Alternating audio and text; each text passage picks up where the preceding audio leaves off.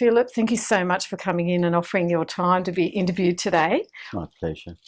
Would you mind starting with just saying your full name, where you were born, and a little bit about your early life and schooling? Yes. My full name is Phillip Leslie Carnell. I was born in Newcastle, actually, and we grew up in Mayfield and Waratah. We used to walk up to St Andrew. We were Church of England.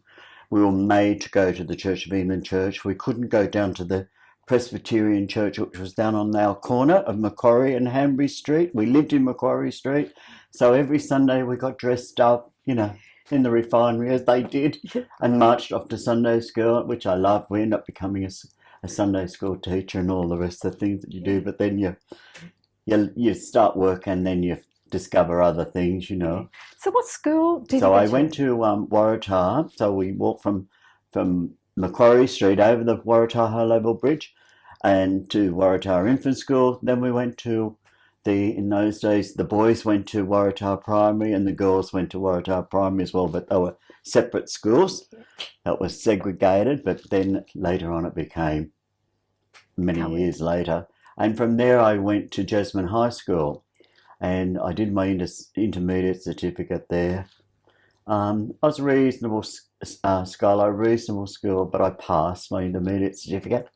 I duxed the school in Mass, in Mass B, not at Mass A, which was good. But apart from that, I was a paper boy for Percy Pigeon at 14. I used to do the Stockton punt every Sunday morning. Did that for 9.5 months, selling newspapers. And in those days, and then of a morning, I did Brown Street up the top. Percy Pigeon was in Hunter Street. Okay, whereabouts in Hunter Street? He was down just on the corner of Derby and Hunter Street. I don't know what's there now, but it's all changed, that area. Yeah, maybe the tax office, near the tax office or across the road. Up further than the tax office, yes. So it was a newsagent. Just near where the Tatler Theatre and that was, or the Kensington Theatre was, down from there, and there was a big bus stop there. Yep. Then of an afternoon, I would catch the bus from Jasmine High School into Percy Pigeons, and then I had the Clarendon Hotel. And I had that for about 9 months. Every afternoon, sell newspapers out the front of the Clarendon Hotel, which I had. In those days, we had the dockyard, and you had all the men and women coming home from work, and it was probably the number 1 or 2 positions of the sales for Percy Pigeon, and he was just a pig of a man, but he was always very good to me. I don't know why. Yeah. But a lot of the pubs, there were a lot of pubs close to the industrial areas and the docks and the wharfs, weren't there? Like the Star down further, the Empire Hotel. So yes, right down. It was all in walking distance. The Bellevue. The Bellevue? Yes. Yep. All those. There was many, many hotels, like up the top. You had the Strand and all that. Well, they've all gone. Yeah. Many hotels have gone, like the Terminus Hotel, the George Hotel. Yes. That went in the earthquake in '89. It did. Yes. And so you did that for a couple of years when you were in your teens? I used to bring home £7 a week, which was a lot of money in those days. But see, on a Wednesday, the Woman's Weekly used to come out, and it was like 9pence. Well, everyone would give you a shilling. So there was 3pence that you got in tips. So the tips was, I'd go home with sometimes £2 of tips. Wow. It was a lot of money. Yeah. Really. Yeah. And then the punt on of a Sunday morning, that was interesting because we didn't have the Stockton Bridge. The punt used to go up where Dark Ice Works was, just up past where the Crown Plaza is now. And the cars would be lined all the way down to Merriweather Street. And I'd do the 3 trips. And then I'd have to, Percy Pigeon, I'd have to bring more papers down because I'd sell out. Because the punts would only take about 30 or 40 cars and we'd have 120 cars lined up. So what I did, I walked along and sold the papers so that I wasn't up and down as they were going to get on the punt. And if you wanted the paper, or most people did, buy the paper. But they didn't just sit in their cars waiting for the punt. So it worked both ways. It would have too. So that sort of early years, you had a lot of experience in just meeting people, talking to people, being with people. Well, when I applied for actually, with gaining what I had, with my intermediate certificate, I was actually given, and this is really, really good, I was given the position of junior clerk at Stewart and Lloyd's. I was to be an accountant. The job was gifted to me through the education department, or what it was done in those days. They used to nominate people, or if you did well, and there was no advert. I never applied for the position or anything. It was gifted to me. Goodness. So I started there, and I worked for them for 4 weeks, and that was shocking. All I did, this was in the office of Stewart and Lloyd's over here at Mayfield, and we lived at Mayfield, you know. But I had 5 of them would be the most angriest men that you'd ever wish to work for. I was screamed, I was yelled at, I used to go home in tears. My father said, oh, I'll go up and I'll fix them up. And I said, oh, no, Dad, you can't do that. It was like, it was never Phillip, it was Carnell, this coffee's cold. Carnell, get down to Mayfield and get the... Everything was so rude. They were arrogant, they were frustrated, you know what I mean? Just taking it out on a young on a 15-year-old boy. Yeah. And I wasn't a mousy child. I was quite a strong boy because I played soccer and everything else in sport and hockey with school. Yeah. We were B grade major and minor premiers. Good. Hockey. So quite sporty. And so do you think you were offered that because of the maths? You were, but vocational guidance. It was done through the education department, but they did it with a lot of people, you know. Which is quite unusual not to ask you, like, give you an invitation to apply for it, but it was just a given. It was given. I didn't have to go over or anything like that. All I had to do was turn up there on the Monday, report to Mr. say Jackson or something like that. So how long did you last? 4 weeks. 4 weeks. It was rude, it was terrible. No matter how I made the tea or how I made the coffee, and I'd put the biscuits on the side as you were told, Carnell, this coffee's cold, or Carnell. You know, it was pretty just aggressive. Really, really, it was starting to eat to me, you know.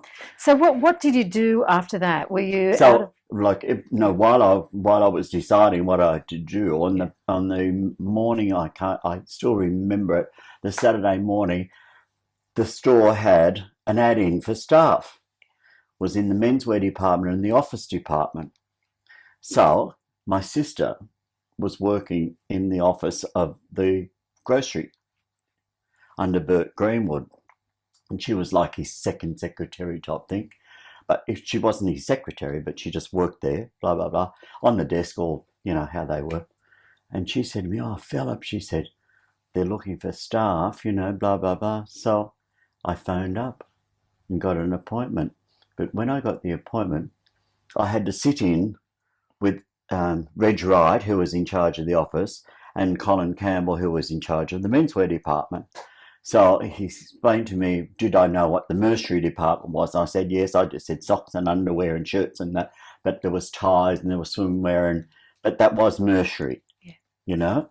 It wasn't just suits and things like that. So he knew that. And then Reg Wright kept saying, but surely you'd love to come and work for me in the office. I said, well, if you had seen what I have just been through in 4 weeks, there's no way I would like to be in your office. So I think that experience got me the job.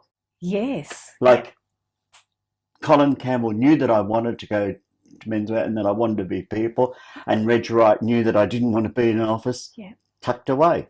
But see, we were brought up, I was one of 10, we were brought up very strict, but very fairly, and we were taught manners. And it was all yes, thank you, no, thank you, yes, please, you know, the correct way. And we get that grounded no matter how, wherever you went, or to whatever home you went to, you make sure you say the right thing. So we were very blessed and fortunate, even though there were 10 of us, we were shared. Yes. We had to share. Yeah. So there's early years. What year was it that you started at the store? The store, 1961. It was the 8th of January that I actually started. So you've mentioned a few Not people. 81, sorry, 61. 61. Because I did my intermediate certificate in 60 at Jesmond High School. So you've mentioned a few people. Can you describe like the the environment that you worked in, like what the place looked like? Yes, when I started there at 15, I was 15 and 9 months because my birthday was in the April, which I turned 16. I had to dust, you had to do everything. No matter what you did, I had 6 seniors and they were all very good. Never once did I go home feeling, oh, aren't they pigs or aren't they rude or something like that. No matter what you did, I would say yes. And no matter what you did, you got praised for. Thank you, that's a great job. Or, yeah, that's the way we do it or something like that. I say, I finished that. But I had seniors that wanted me to work in their section. And the other one would say, no, he's not going over there to work. He's staying in this section. So it was good. Yeah. So was it a big menswear department? Yes, there were 14 of us that worked in the mercery department. It's a lot of people. There. Well, it was a busy place. Yeah. And then you had the boys' wear department, which had schoolwear, and they were the number one schoolwear outlet. You didn't have like Kmart and all that in those days, where the children or the schools go to selected areas and get their right uniforms. Yeah. He had everything for every school. Yeah. So everyone there, and you had Rundle's, which was our big competitor in the menswear and boys' wear. But Rundle's is now the tailoring down at the bottom there near Stewart Avenue and Hunter Street. Here we go. So what other what else do they sell at the store? Everything, almost everything. If in the store in those days of the store, and we were all members, and not all, we were all members. Most families were. If you weren't a member of the store, you were silly because you got your groceries. They paid 10 cents in the dollar dividend every half year. So tell me about the divvy. Can you describe the divvy? The divvy was great, yes. Yeah. No matter what you purchased, you got a rebate at the end of 6 months of 10 cents in the dollar. So if you had spent $1,000 or £500 in those days, it was in the early days, you got 9 cents. I'm reverting back to 9 cents. It was like a shilling in the dollar of what you spent. So people could draw that money out. And people furnished their homes. They really did, from the money that they were getting. Because you get your petrol, you got all your groceries, you got your children's clothing. They had nice ranges of goods, but they weren't like Miss Jones or something like that, or the specialty stores. But it was a department store. You could buy most things that you wanted there. Electrical, you had great arrangement of electrical. Hardware was really good. Jewellery was good. The kitchenware was a big thing. We had Knock and Kirby's, which would be before your time, I think. They came to town, and that was a great institution too. But then it went. Yeah. So they did sell, absolutely everything. You get your medical benefits and everything else. So regardless of what you're paying out, you were throwing money away by not being a member of the co-op store.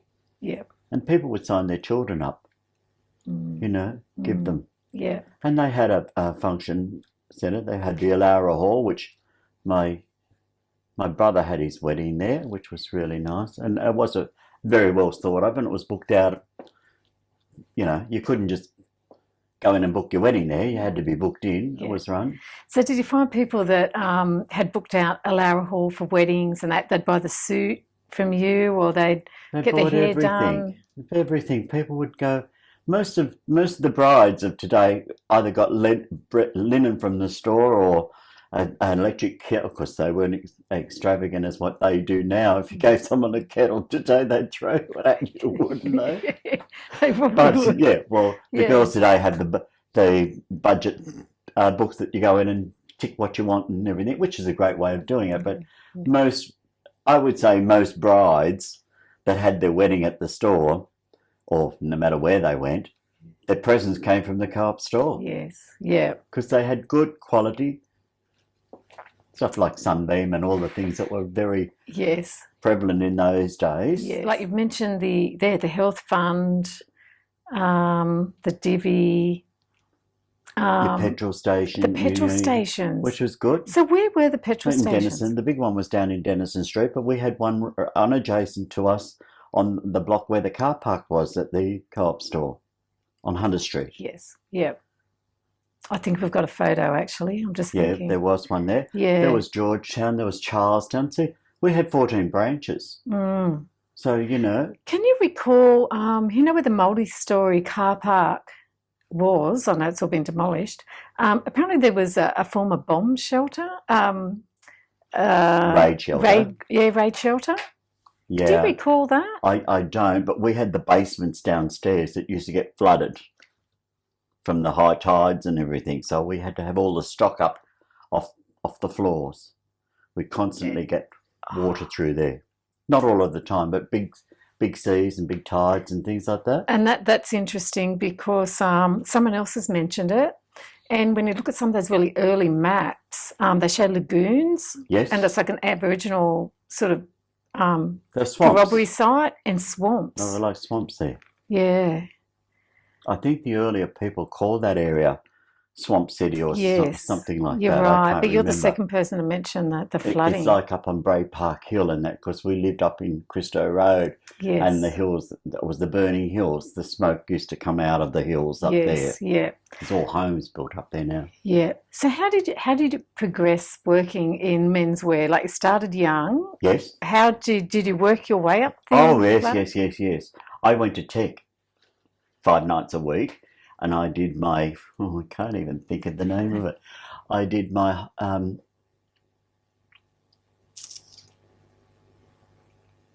certificate course. I can't even think what it was. Was it like a retail? Was yeah, it retail? For retail. Yeah. Oh, yes. Yeah.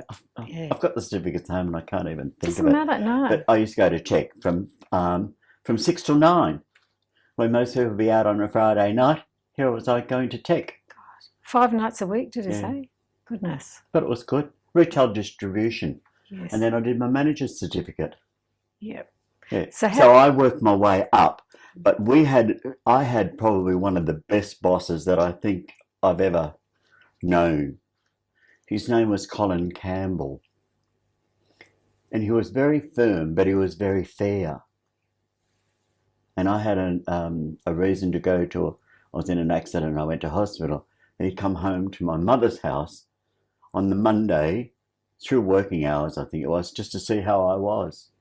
That's the type of man he's on. I recently went to his funeral about 5 years ago. Oh, goodness. But he was a lovely man. So was he the general manager from when you started? No. He wasn't. He was the menswear manager. Menswear manager. Our general manager, was Les Gibbs, who was a very fine, hard, firm man. So was he there the entirety of your working career at the store? No, he retired. Yeah. But I had left the Co-op store after 10 years and I went to work for Chester. Yeah. And so Chester was the jean shop, and they had Chester's at the Palais. We had Mr. Clothes up at below Pumpkins, which was up in the top in that little narrow street near Bever Falls building. Yes. It was Mr. Clothes and there was Pumpkins. Yeah. And that was a really fashionable young people's clothing stores. Yeah. And then we moved down to in the middle of between Auckland Street and Union Street, where Impact Sound, the record store, was. Reg Mason had that. And Chester and Elsa, that I was working for, they opened their new store and they had we had a great big archway that led into the record store, and they could wander into the record store and wander into get their jeans and everything else. Yeah. So we had really, really fine times, but they advertised this position, which I knew that I'd been asked to apply for internally from the Co-op store. Me being gay, am I allowed to say that? Yeah, you can say whatever you want. Anyway, I wasn't considered a loyal. I wasn't considered because I wasn't married. And this is what we work with. In those days, if I became engaged to you to be married, you either had to leave the store or I had to leave the store. You and I were not allowed to work at the store. So we've been through some really, really racified situations, big and strong. Yes. You know, and it was disgusting, really. when you think about it. Oh, yes. You worked in cosmetic counter, I worked in menswear. You and I were lovers, or you and I were courting one another, got engaged to be married, but the moment you got married, you couldn't work at the store, or I had to leave. The two of us couldn't work there.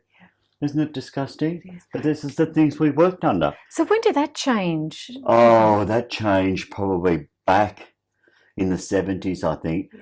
But I had to go to a board interview. Alex Bauer was there. I could name them all, and they were elderly gentlemen, you know. But Les Gibbs was chairman, blah, blah, blah. No, he wasn't chairman. He was general manager. But the questions that were fired around me was just disgusting. So I end up saying, look, thank you for your time. I did want the position, but after what I'm hearing, I don't think I really want to come back to the store and work under these conditions. I said, I am gay. I do have a partner. I'm not interested in any other man. I'm no different to, and I said, Colin Campbell and Eileen, my boss and his wife and everything. I said, and I go out with them. And then Bob Dorton, whose father was Sam Dorton in the council, he was on the board. And I said, I go out with Mr. Dorton, and I said Mr. Dorton and his wife. We go to the Jazz, and I didn't say to them the Star Hotel, they would have been fainted. It immediately stopped the moment I said that. But I had to be firm and stand up to these men. And they were so they were quite open in saying that in front of you. They asked me around the table. And that's how I said, look, Mr. Gibbs, thank you for your time, but I said, I really don't want to come to here and work for this company after working here for 10 years and loving it and hearing this. So I stood up for my rights. So I was appointed the first single buyer of the Co-op store. They didn't have a miss like you weren't married. If you weren't married, you weren't qualified, you weren't good enough to be manager of the department. You weren't secure enough.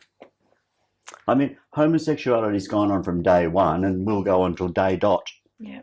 But to be discriminated against that, the fact that you weren't married and didn't have children, you couldn't get levelled up the bank. One of our other boys' friends who were gay, well, we knew he was gay, he got married. He'd applied for about 4 positions, knocked back. He came back from his honeymoon and got the position. Goodness. Yeah. It really was hard. Yeah. And there were one part of it, if you weren't Catholic, you didn't get a job at the store. We had another buyer, if you weren't blonde, you didn't work in her department. That was common knowledge. And it coming out of the coalfields, you think of it being like a community cooperative and being very fair, don't you? And in a lot of ways it was fair, but your story told as a gay man just shows like exactly how you were treated. Like, I come home with black eyes. I'll be honest with you. I've come home from work with black eyes. From being physically punched? Yes. Oh yeah, it went on. It was there. By staff or patrons or? It didn't matter who it was from, no, it was there. It was there. It was there. We had to be careful where we went over night time when we went out, being gay and being known as gay. And because you're a model, I did the parade in front of 10,000 people in front of Newcastle Beach in swimmers. You know, I did the Jansen. And in those days that the Matara was held up in Newcastle Beach. I think Sue Gamble might have been there that we were just looking at earlier. Yeah, it was one of the younger girls anyway that I used to model with. Yes, there were the 2 girls and myself. And I did 5 changes, I think, like that in swim. Or you'd get called, you know the word, things like that. But you just walked on and did your work and off you went. Yeah. But you still had it there even at Surfest. Yeah. So you were known. Yeah. But I was openly known. Openly known. I didn't deny it.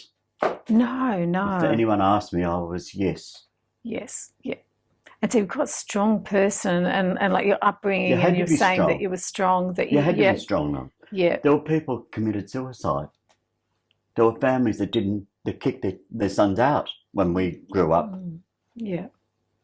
Pretty hard, isn't it? Just I don't mind talking. No, and I'm so pleased that you have spoken about it, because it's sort of an inspirational story when you put in context. It wasn't a safe time era for a gay man, was it? Like you said, you know, just sort of come home with black eyes. It's just, no. I shouldn't be shocked, but you just think you go to work thinking that you're in a safe environment, but just really horrible times for you. We worked with some terrible people, male and female. Even though there were 1,500 people there at the store, we still had pigs that worked there.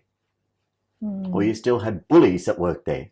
And if you weren't going to take this girl out, why should I? When I don't take girls out. Well, you were... Yeah. Yeah. So did you get support as well? Like, you know, there was no one to turn to. You've never got support. My mother, I'd go home, my mother and father would say, just be careful where you go and what you do and what you say. Yeah. Of course, I had the blonde hair, the blue eyes. Yeah. And did you have other gay friends? Oh, yes. Yes. I used to come home. Two of my friends, one of them lives just up from me. Now, he thought more of my mother than he did his own mother. My mother was very fair. We had to, no matter who you went out with, or any of my sisters dated, and of course in those days you didn't sleep around, and you had to come home. We had to bring our friends home. We were taught right from a young age. When we weren't allowed to go and have a sleepover at anyone's home, my mother and father would have to know your mother and father before I was allowed to go into your home. Yeah. Which was a good thing too. Yeah. So when, it would have been quite confrontational, that meeting with the board. It was, yes. So what happened then, sorry, will I finish it on that one? Yeah, that was good. So Les Gibbs said, Phillip, thank you for your time, blah, blah, blah. And I just shook their hand around the table, you know, and I didn't want to really shake some of their hand, but I did. And Mr. Gibbs rang me the next morning about 9 o'clock and said, Phillip, can you come down after work this afternoon? And he said, I don't want to tell you over the telephone, but the position is yours. So I did go down that afternoon, and of course he would always stay back and things like that. But he was very involved with the fellowship from Fellowship House, the big dance at the Methodist Church in Beaumont Street, and we used to go there, and my friends used to go there, and I had a great circle of gay and straight friends, male and female, and sometimes there'd be 16 of 18 of us that would all go out together, and we used to go to the dances and the Palais and all that, because we weren't allowed in the Palais till we were about 21, but we used to get in there. Yeah. So we used to go to the town hall dance. Yeah. So why the change of heart, do you think? Who made that decision to offer you this job after all? I don't know, because they stayed behind and had their meeting, you know, and I left, and of course they could see that I didn't want to be there. And I just said that I was disappointed because I'm no different to anyone that you have out there. And I said, I've made more money for Chester, and Chester was here, would tell you, why was I approached to come and apply for this position? Why was I dragged from a position that I really love and love working for and love it? But I said, I'm coming to upgrade myself, to look after number one for money. And that's what the other thing I was asked. He said, well, why are you leaving Chester's? I said, I'm not leaving Chester's. I'm going to strive to get ahead. And I said, I work for a young man who's 35 and his wife's 36, and I don't know what I was, 20, I'd be hitting probably 26, 28 or something like that. And I said, I had 10 lovely years of working at this establishment, but I didn't realise that this went on. No. I just said that at the meeting. I was fortunate enough to speak up like that. So obviously being a strong person and being your own best advocate, something must have, what you said, must have made an impact for them to offer you the job. And I think it was my honesty that got me the job. I don't know. I think it was honestly telling them that I live with Tony, my partner Tony, that I have a partner, that I wasn't interested in other men. Yeah. But I shouldn't have had to say that. But I had to say it to reel back some of the things that were being put to me. Yeah. And if I didn't say it, I think if I hadn't have said it, I wouldn't have got the job. Because there were about 9 people in for the job. Yeah. So how long did you stay with the store after you got that position? I stayed till the day one. I sold the last bit of menswear. I sold a pair of shorts, and I think it was for $1.50 or something like that. In 1981? In 1981, on the day the store closed. Yeah. I think it was the 14th of April, 81. Yeah. Yes. Yeah. Gosh, so that was a fairly So we long saw the career. demise of the store. Yeah. We saw the packing up. I mean, in the December, I was in Melbourne buying. I had to spend probably, I don't know, $180,000 worth of, just to get budget stock, like Bond's underpants and things like that, to fill our shelves up, which we had no money. We were going broke. Yeah. But we still had to trade. So you stayed loyal to the store to the end. Well, you had to. Yeah. See, I knew I was going to David Jones. There were 7 of us. The cosmetic buyer from the store, Jill Reid. She was Jill Trappel. Jill Reid. She was Jill Trappel then. She went to Hunter Street. Merv Gillier, who's now passed away, he went to Hunter Street. I knew I was going out to work with Jack Gale, who initially I worked with Jack Gale when I was a junior at the Co-op store. So I went to work for him. And there were 2 other employees from the store that went out to Katara. Yeah. So we were lucky. We knew where we were going. We had jobs offered. Yeah. So what happened to a lot of the other staff? Some retired, but most people got on and got on. I mean, people were devastated, but most people that wanted to worked. Other people just retired. Well, I was too young to retire. I couldn't afford to retire. No. So why do you think there was the demise of the store? Why do you think? I'll tell you now why. I would go to Melbourne and I would buy Bond's singlets. You know, everyone wore singlets in those days. We don't wear them, but they were the undergarment, and underpants and things like basics. So I would go down and buy, say, 120,000 units of Bonds, and I would get them for a price, because every $100,000 you get 3 or 4 cents off them. Well, it was pence in those days. So I would come home and I'd advertise. We'd advertise in the Herald and on the front page of the store, like I did there with the dressing gowns. I mean, no one could buy an Onkaparinga dressing gown for $19.95. Everyone else had them in the town about $28. Yeah. So they were really good buying powers, and I was very good at my job. Yeah. I don't mind saying that I was good. Yeah. But I would come home, advertise them, and I would put them in, say, 8 and 11. It was 8 shillings and 11 pence or something like that. Woolworths would have them in the next week for 8 and 5. 3 or 4 cents cheaper, you know. But they would buy in power. They would buy 140,000 units per size. Yeah. I was only buying for 10 branches. Yeah. The buying power. Yeah. So you couldn't get that. But there, the store then did change down there, and they dropped their dividend from 9 cents in the dollar to 5 cents in the dollar. But then said we really couldn't compete with Woolworths and Coles. No. They come in big time, really big time. So they stopped paying dividend on groceries. Yep. So people wouldn't shop there. And why would you shop there? You know, when you could buy your groceries cheaper at Woolworths and Coles. Yep. And so we didn't have Aldi and all those places in. Otherwise the store would have gone big time.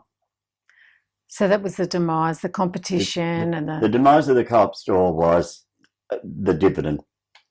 End of story. The moment the dividend said because we used to have to count our sales and we count our customers. Every department did. The staff would count how many customers they served because we had all dockets. Yes. You know, and they were numbered. Yeah. And you were a customer. Yeah. So you counted all that. Well, the moment they stopped paying dividend, our sales just went like from there to there. Yeah. Every year we were beating our sales. I don't think there's anything in there, but the Herald would have that in full flight. Oh, and I can't remember the year, but it was only a matter of a few years before the store closed. So 81, probably 75 or 76, maybe about that area. We paid out, and I'm saying we, the Co-op store paid out $2 million in dividend. We had done $22 million profit. We had done a 22 million turnover for the half year. That's right across 14 stores. That was a lot of money. So what year was that, Phillip? Be around the 75, 76 or something like that. So that's massive, isn't it? That was huge. Yes. I mean, you think 9 cents in the dollar, you know, and take that off, 22 million, that was their profit. Yes. That was what was paid back to the customers. And with you describing like buying the Onka Paringa and just as an example and then advertising that in the Herald, did you find that other department stores would then keep an eye on what you were selling and then we had them come down. I would know the staff. Yeah. We would have the staff come. You'd be Mrs. Jones from, say, Fletcher Jones, and you'd be Mr. Ali Mack from Jackson and McElwain Menswear. So you'd be writing down, he's got Bonds T-shirts at 9 and 11. You'd be writing, he's got Palaco shirts at £2.9 and 6 an hour to £3.5.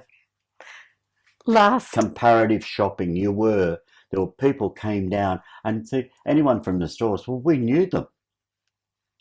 We know that was someone say, there's such we get a phone call and say, Mr. Max Smith from David Jones is up on level 3, subbing. It wasn't sort of done in secret. It was all open. No, not at all. No. And see, if I walked into your store or say David Jones' store, well, all the staff knew who I was. Yeah. So I'd go up to their head. I would just go up and say to Max Smith, Max, what have you got on special? What have you got coming up? Yeah. And he would tell me. So I'd just walk back to the store and do my report. I interviewed Vivian Jones. She was a buyer for John's. Yes. She's 101. But she told me she was also a buyer, or she worked at Walton's and yes. Walking up to the store, exactly what you're saying. Yeah. She'd walk up the store every Thursday and she'd check out and she'd write in a notepad what was on sale. So well, they were. Yeah. The store was very big. Look, David Jones was nothing to the Co-op store. And I'm telling you that now. We were huge. David Jones, they've done a lovely new store up here at Green Hills, which is lovely. But David Jones was nothing to what the Co-op store was. I became, like when I went back to the store as buyer, and this is where Les Gibbs, I was never in his office once in 9 years. Only for a meeting or something like that, but I was never called to his office for something that went on in my department or to any of my staff. No. That's the person I was. But that was the man that Les Gibbs was. Les Gibbs would come down to our floor and he'd say, your departments look beautiful. Or he would give you a yellow card, as the saying is. And and he'd say, I'd say to the staff, if they see something on the floor, pick it up. Yeah. If they see stock hanging out, put it out. Mm. But I was out, David Jones out here at Guitar the other day, and I was appalled to what I saw, and I shouldn't be like that. When I walked through their menswear department, there were suits hanging off their hangers, and I thought, well, there's no one here tidying up, no one here cleaning. I couldn't find a staff member to even. I was buying a shirt, and I bought a David Bean shirt, which it's a nice brand, and I wanted a new white shirt. I had to go over into the Manchester section to ask the girl, can you put this through your till for me? There was no one there. Yet when we worked there, no service. I mean, we would go over to hosiery and say, well, if you'd like to come over, we'll help you over here. You were there to make money. Yeah. You know, but things have changed. Yeah. Now tell me about the store on stage. Store on stage was, we were all theatrical minded, because I did theatre. I was with Metropolitan Players. I did Charlie Gould, Applause, you know, all those shows and everything, Hunter Theatre and all the rest of it. And they were really good. Julie Black, she's just been honoured with the, last year with so many years of service to the theatre company and everything else. They were just beautiful people. See, I worked with so many people. I danced with Maureen and Warwick Adams, so I was a good dancer, and I was asked to do lots of things, and lots of things I didn't have the time to do. No. Okay? So how did the store on stage come about? Well, we just all got together. Terry Stanmore, you know, which we were all good buddies. He was our window display. He did the most beautiful windows in Newcastle. Sunday nights, or weeknights, right down the front of the store, there'd be hundreds and hundreds of people. The Herald would be able to help you with photographs of it. I don't have any of it. Terry's given us photos. Animated windows, but the crowds down there were... See, we had Digby Wolf. Now, there's the thing. We stopped the traffic in Hunter Street. Okay, they said to stop the lights. We had Digby Wolf. We did the fashion parade in my department of the Co-op store.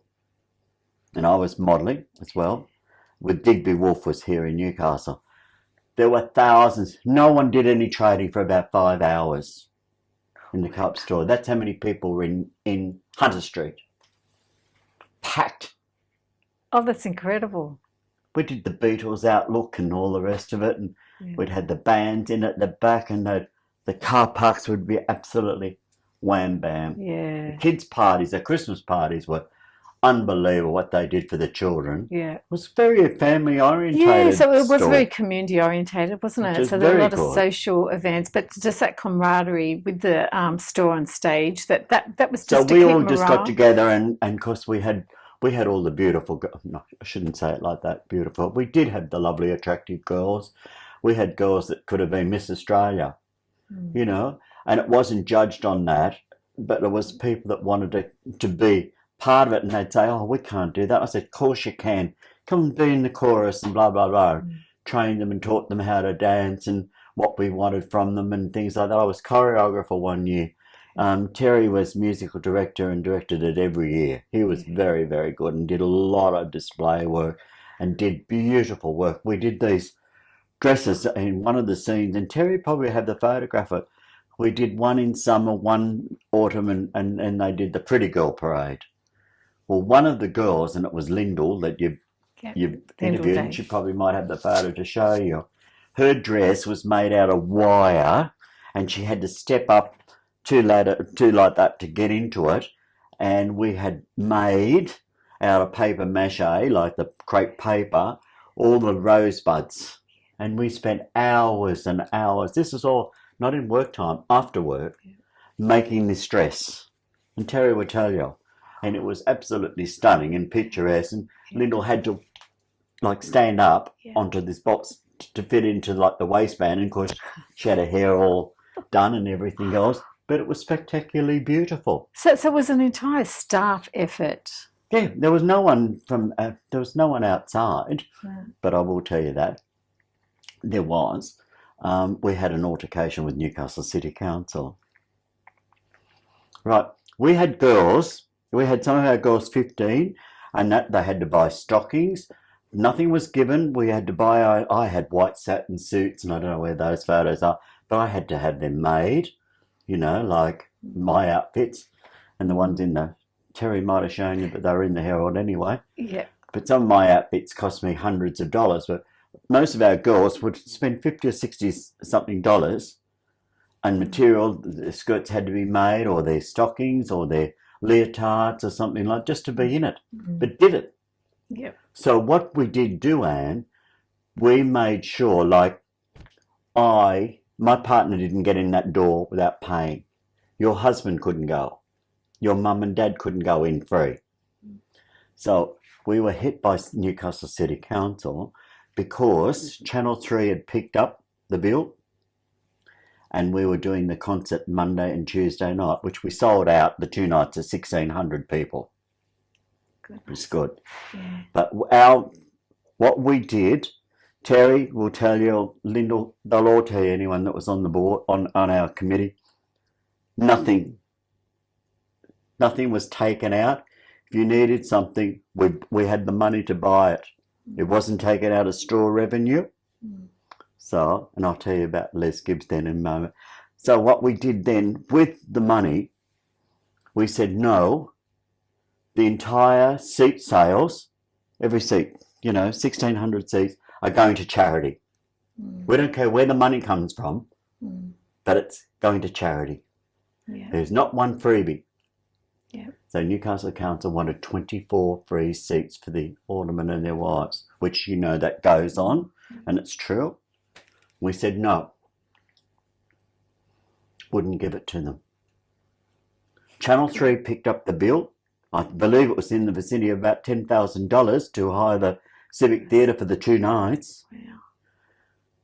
So they hit us up with electrical. We had 2 girls on swings. We had 1 girl on the flyaways. We couldn't operate that because of the union, because of the council, because of this and because of that. We had, and we were notified about 2 days before, 3 days before, we went to Les Gibbs, and Les Gibbs wouldn't let us do, you weren't allowed to do anything. Anything was done. You had to do it discreetly and everything else. So we said to him, look, we're in trouble. The Newcastle City Council have hit us up with a bill for $480 for an electrician to be on stage on the Sunday to do the things and the 2 nights to take down. And we've got no money. But I said, we've got a fridge, we've got a washing machine and that being donated to us. Can we run around the store and sell tickets? And Les said, go ahead. We ran around, it didn't matter whether it was you, your mum, Ali coming in there to buy his lunch. So, would you like to buy a ticket? Right, it's still on stage, like we've got a washing machine and dryer going off, blah, blah, blah. We made the money, and I think we made about $150 more to pay the electrician. Now, Terry can tell you that. Goodness. Word for word. Yeah. So these are the things that we were firm about, but we weren't in it from the money. We were in it to help the people less fortunate than ourselves. Yeah. We gave the money to different charities. Yes. And like I did say to you earlier, we bought the 12 Internox machines for the Hunter ambulance. There were 20 Hunter ambulances operating from Hamilton, but we'd raised enough money to put 12 of those machines that were put into that, which saved lives. It was like a resuscitator. Yep. It's all changed now. Yep. We had enough money to buy a humidity crib for the Mater Hospital. I'm very blessed, and I'm not Catholic, but I'm very blessed and very proud of what we did. Not we did or I did, what we did. Yeah. And there were about 50 of us involved in Store on Stage. Yeah. But we had a lot of support and a lot of help, and the productions were very good, love. No, it was excellently done. Yeah. Beautifully. We had people say, but the talent, when are you putting it on again? Yeah, the talent. But we had beautiful talent. We found beautiful talent in there. Yeah. I can't do that. Yes, we can. Yeah. Nola, and Noelle, she married the man, he's since passed away. They had Big L's at Charlestown and the hamburger place up the top of town, and they had on Bells Liner Road, they had a beautiful big function centre and everything. But Noelle's come back to Newcastle to live. Yeah. But she was the PA announcer. It was beautiful. Yeah. She'd just gone through a divorce, and we said, Nola, we've got the part. We want you to play Mame. Yes. We're doing in the Store and Stage. She said, I can't do that. She was just an ordinary, lovely lady. Yeah.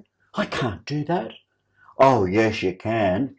Had the red wig and we had the hair and the makeup done and everything. Oh, she was spectacular, and she had the most fantastic time. And Gary and I, another friend of mine, we used to take her home, and because she lived at Merriweather and had 2 young children and sadly divorced, but anyway, that happened. and we would take her home and make sure she was in the door. We changed her life, you know. And there was a woman that said, "No, I can't do that." I said, "God, you've got to do it. You're going to be maimed." We'd walk up to you on the cosmetic or you on the kitchenware and we'd say, "Come on, you're just the girl we want. We need you in the store on stage."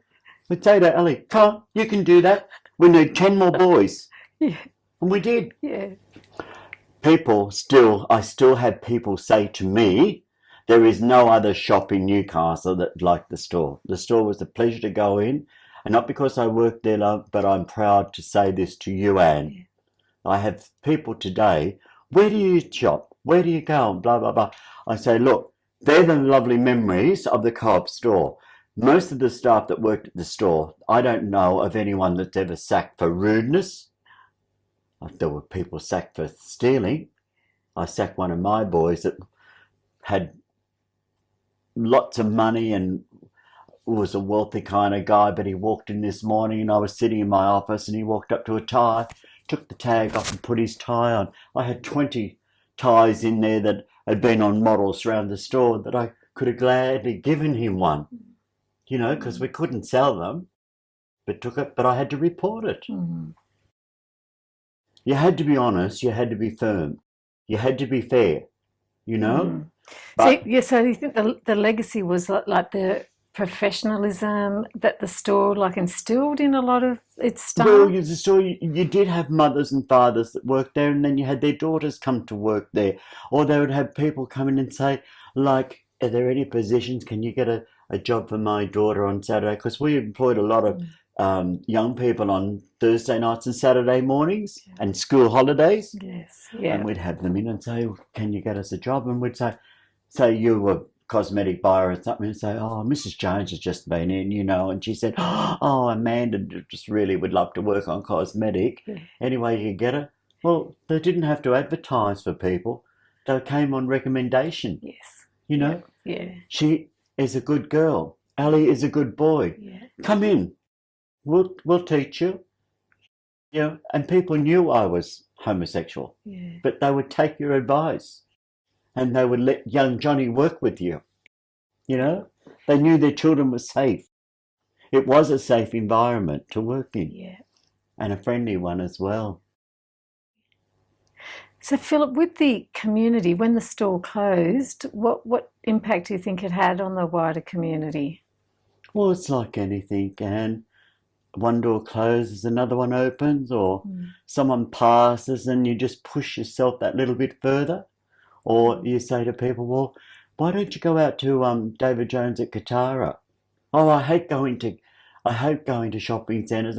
"Oh, park on the outer rim and then just walk through." You know, build your confidence. Or then go to Market Town. That's a good, quiet shopping centre. Yeah.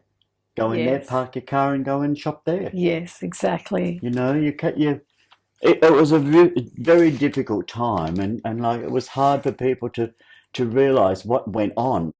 So that was my late partner. So tell me, what was his name? His name was Werner Winkler. We buried his mother last Monday week, 98 and 3 months. So when did you meet him? I met him. I was working at the Star Hotel. I was a male dancer in the drag show. Okay, I didn't know you that. Didn't know. No. There's lots of things you didn't know. So was it before the store or during? No, it was while I was working at the store. Yes, yeah. And I was called to the general manager's office for the first time and was told that a person in my position shouldn't be frequenting the places that you frequent or be seen in some of the places. And that is where I relate. Bob Dalton is still alive, and his wife is still alive. And I used to go, the moment I said, but I go there with Bob and Helen Dalton. Yeah. But because I went to the Star Hotel where they had the jazz band down the back band, I didn't say that Helen and Bob would come in and see the drag show where I danced. But I was telling the truth. I went there. Yeah. Not a word was said. No.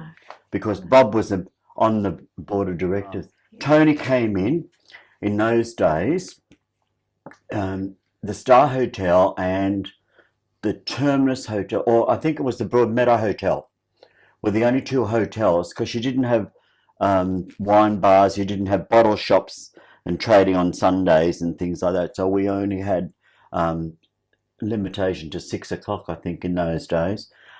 But you had to be a bona fide traveller to actually go in and sign the traveller's book and to buy alcohol. And we were the only two hotels in Newcastle that sold liquor. And this Tony, or Werner, this Tony Winkler, he walked in to buy a carton of beer. He was living in Sydney, working in Sydney, and he was going to his parents' place at Warners Bay. And I actually served him. There were about 40 of us there. We were having our, Lloyd Moffat I worked for in those days. We were having our social club barbecue. And because I was in the bar, and anyone that came in, well, we just got up and served them. You had to have the bar open anyway. Yeah. So in there having a drink, and I said to him, well, would you like, he said, you're having a few drinks, are you? He was just, I didn't even know he was gay. Yeah. And I said, well, would you like a drink? Being forward and friendly as you were and so forth. And he said, you sure? And I said, yeah. So I poured him a schooner of, I think it was black or was new or old in those days, the black beer. Schooner of that. And he just stood there talking. He said, he said, what do you do on the weekend? What do you do on thing? I said, I usually go to the drive-in on the Sunday night. And he said, would you like to go? And of course I said yes. And I got Gary and Neville, my friends, Neville McDonald, had the bistro in Derby Street. Yeah. Do you know of Neville? I do, actually, yes. Well, he and Neville came to the drive-in with that man and I on the Sunday night. I was a little bit frightened. Yeah. Going out with somebody you didn't know. That's right. And I was living at my mother's house. And I mean, hello. But my mother used to make that man coffee and sandwiches to take back to Sydney on a Monday morning. And he died at 49 with a massive stroke. 3 days later. Gosh. But we had 24 years together, 23 years together. It was all good. One of the greatest accolades that the store would ever receive, and more so from David Jones, who was regarded as a competitor. And that would have cost them a lot of money. Just shows the goodwill, doesn't it? The goodwill. It was. The store did a lot of good for the community too. Yes, yeah, and that was the spirit of it, wasn't it? The whole spirit of and so that image is from Store on Stage, is it? That was in the paper, love. In the paper, yes. Yeah. Oh yeah. Store sees a last bargain sale. It was like the breakup of a wealthy estate. But it's amazing what was written about the store and the way it was written. So and I think that is excellent, isn't it? All the models with nothing on. The last tango. Tango's a dance. Last tango at the store after 83 years of Newcastle trading. Charlie McLean. So who was Charlie? Charlie McLean was in charge of he was second in charge to Terry. Yes, yeah. He was a Charlestown store. So he was like a display manager. Yeah. Yeah. What's your opinion on the demolition of the store, of the building itself? Well, see, I worked at the store, and they were all saying, a lot of people said about the store. Like, I worked there for many, many years, so I saw the rising damp. I saw the facade would never have been saved. It needed to be knocked down because it was in a bad way. Rising damp and all the rest of it, and the corrosion and everything. People don't understand that. So you can see on the outside looks good, but we knew what was inside. It needed knocking down. It needed pulling down. It needed revamping. But, 20 stories, I mean, who am I to say? I'm 74 I'll be 74 in the end of the month, in April of this month. But you've got to go with progression. People are tired of living at, say, Maitland and travelling down to Newcastle to work. So they're living in high rise. And that's what's happening all around the world. So, Philip, after you worked at the store, you went on to have quite a lengthy career, didn't you? Like Well, as a see, maitre d', and and being honest with you, and people don't know this, I had two jobs in 18 years. For 18 years. I worked menswear at the Co-op store and David Jones, and I worked in restaurants of a night. Okay? I paid a third tax for 18 years. So even though you had your second job, you had to pay the heavier tax. and that's interesting because I always thought you worked in restaurants primarily, but I didn't actually even know that you'd worked at the store. I knew you were at David Jones, but it's funny. Like a lot of people would connect you to restaurants as much as the retail, Yes, wouldn't yeah. they? Isn't that a classic? So that's you. That's me. Hello. So your modelling career, it's been interwoven in your position at the store as well. For long socks for all the go. How old were you here, Philip? I would have to be 23, I think. See, everyone wore the long socks. You had to wear long socks. I mean, that was part of your dress. Where was that taken? I think that could have been John Phillips in Hunter Street. There was a fashionable menswear store there. I used to go up there and have my suits made. He had a tailoring business and everything. That's when floral shirts came in. That was 1973. And so did you do any, like as your modelling, did you have lessons to be a model or was it just something you developed naturally? No, but Anne Harding, and who was the woman in Newcastle had the modelling agency? Anne Fenley. Yeah. Anne Fenley had three boys, and one of them was John Hill. That's me. Yeah. Asked could she come and watch the parade of me? Show her three boys that she had on her books, and John Hill that worked for 2HT or 2NX, the radio announcer. Yeah. He was modelling. Yes. And they came to watch me. Yes. Oh, love. The things you do. That's so good you've kept all these. And that was in 82. That was a nice article, that one there, of the Billabong, which was in the Lucky Country Hotel. And Julie Murphy and John and Lynn, they had the Brass Bed Shop and then they had the Maryville Hotel. They've now got the Cricketer's Arms Hotel. And that was my farewell celebrations from David Jones. That lady and man, I still see her, but Russell he was my boss at David Jones because I was only a section head out there. Yeah. A green pen. And Robin Stevenson, she worked with me at the Black Diamond. They had Stevenson's florist at Waratah. Yeah. Opposite the Mater Hospital, her parents. That's Graham Brunker and Felicity Smythe and myself at the Madison, that one. Oh, that was in Burwood Park. Hello, me with a pipe. But that's what the things you did.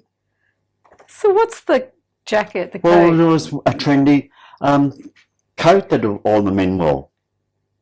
It's like in England where they wore the long trench coats and all that. Yeah. That was just a new jacket that came out. And was that from the store? Yeah. Yeah. Yeah. Oh, yes. I used to be on Channel 3 of a Sunday night between the news and the movie. Yeah. In those days, you had the news. We didn't have current affair and all that, and then they'd have a movie. Well, these photographs were from Channel 3 actually that gave me. I had the big heavy cardboard, half an inch thick or quarter of an inch thick, hundreds of them. From whatever we were modelling or whatever was being advertised, or not modelling, advertised or photographed.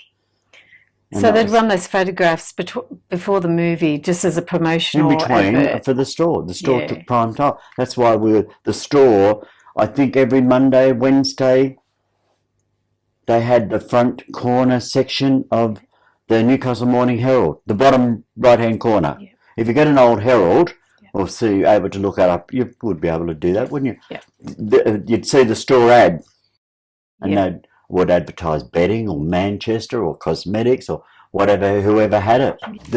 This was a clipping. Like, fancy having this written up in the paper. It was like a criminal. Do you know this man? Lovey,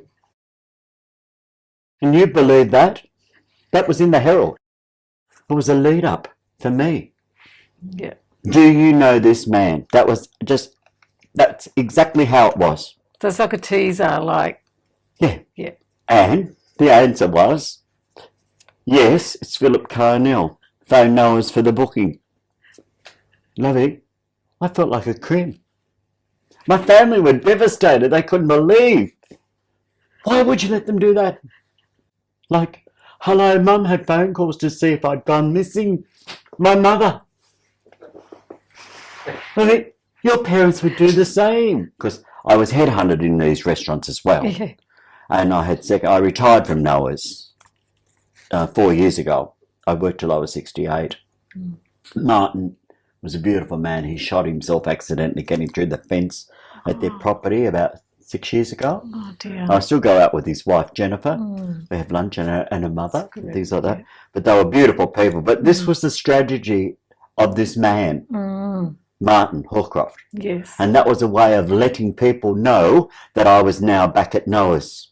Every dollar meant big time. So I was like headhunted in many situations to work in restaurants, but a lot of them I would say no. That's right, and because they're so well known up at the Madison, and people just go, well, where's he now? If you're not there, they want to know where you are.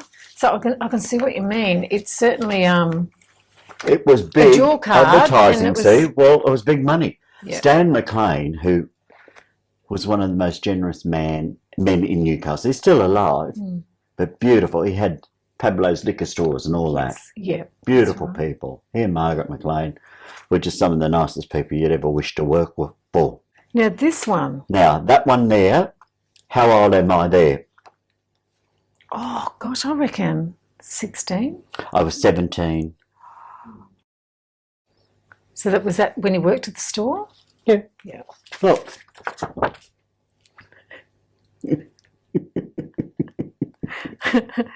That's great. That's so, you're so young there. That the tie, just and the pants and the hands and the movement, and you didn't smile in those days for photographic work.